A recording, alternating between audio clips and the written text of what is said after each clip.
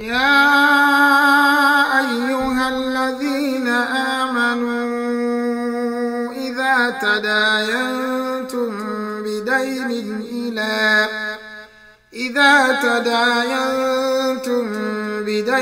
إلى أجل مسمى فاكتبوه، وليكتب بينكم كاتب بالعدل، ولا يأب كاتب أن يكتب كما علمه الله، فليكتب وليملل الذي عليه الحق وليتق الله ربه ولا يبخس منه شيئا، فإن كان الذي عليه الحق سفيها أو ضعيفا أو لا يستطيع أن يمل هو فليملل وليه بالعدل، واستشهدوا شهيدين من رجالكم، فإن لم يكونا رجلين فرجل وامرأتان ممن ترضون من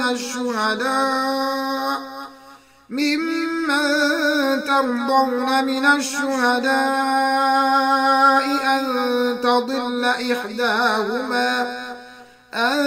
تضل إحداهما فتذكر إحداهما الأخرى، ولا يأبى الشهداء إذا ما دعوا، ولا تسأموا أن تكتبوه صغيرا أو كبيرا إلى أجل، ذلكم أقسط عند الله وأقوم للشهادة وأدنى ألا ترتابوا، إلا أن تكون تجارة حاضرة تديرونها بينكم فليس عليكم جناح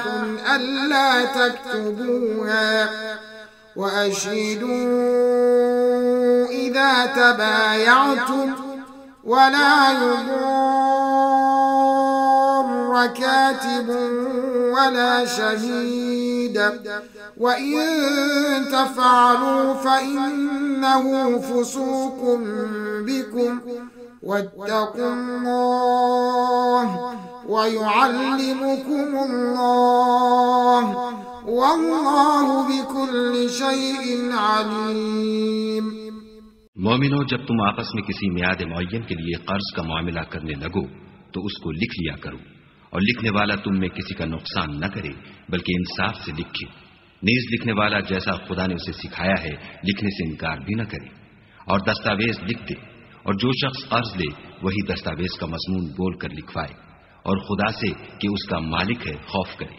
और जरे कर्ज में से कुछ कम न लिखवाए। और अगर कर्ज लेने वाला बेअक्ल या ज़ईफ हो या मजमून लिखवाने की काबिलियत न रखता हो तो जो उसका वली हो वो इंसाफ के साथ मजमून लिखवाए, और अपने में से 2 मर्दों को ऐसे मामले के गवाह कर लिया करो, और अगर 2 मर्द न हो तो 1 मर्द और 2 औरतें जिनको तुम गवाह पसंद करो काफी हैं, कि अगर उनमें से एक भूल जाएगी तो दूसरी उसे याद दिला देगी, और जब गवाह गवाही के लिए तलब किए जाएं तो इनकार न करे। और कर्ज थोड़ा हो या बहुत उसकी दस्तावेज के लिखने लिखाने में काहिली न करना,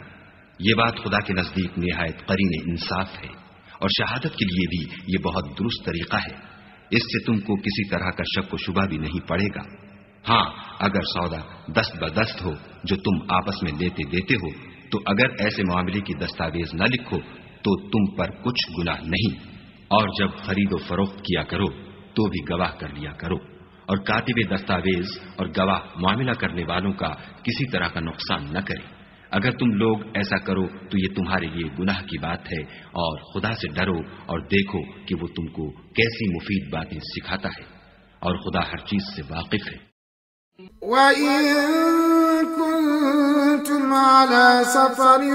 وَلَمْ تَجِدُوا كَاتِبًا فَرِهَانٌ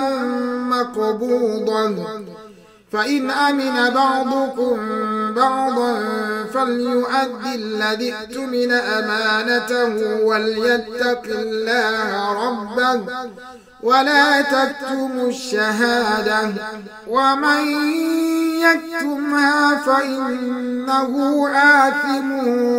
قلبه والله بما تعملون عليم۔ اور اگر تم سفر پر ہو اور دستاویز لکھنے والا نہ مل سکے تو کوئی چیز رہن باقبضہ رکھ کر قرض لے لو،